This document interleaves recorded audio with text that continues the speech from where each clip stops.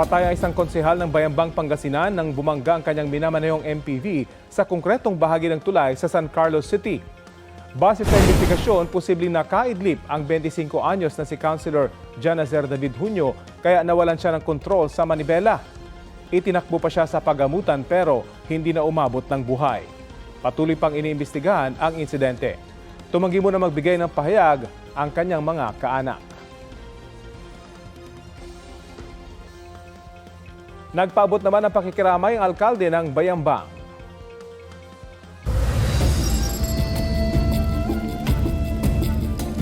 Patay ang isang binatilyong 16 anyos matapos tamaan ng kidlat sa Tuburan, Cebu.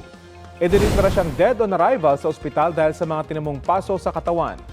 Sugatan naman ang kaibigan niyang 14 anyos. Ayon sa investigasyon ng pulisya, kasama ng 2 binatilyo sa paliligo sa dagat ang 3 pa nilang kaibigan. Umuulan na may pagkulog at pagkidlat at noon nang mangyari ang insidente.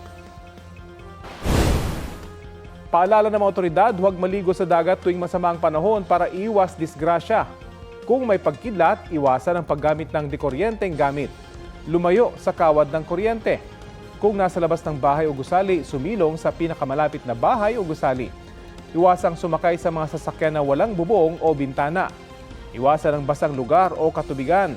Lumayo sa matataas na bagay tulad ng nag-iisang puno o poste sa malawak na lugar.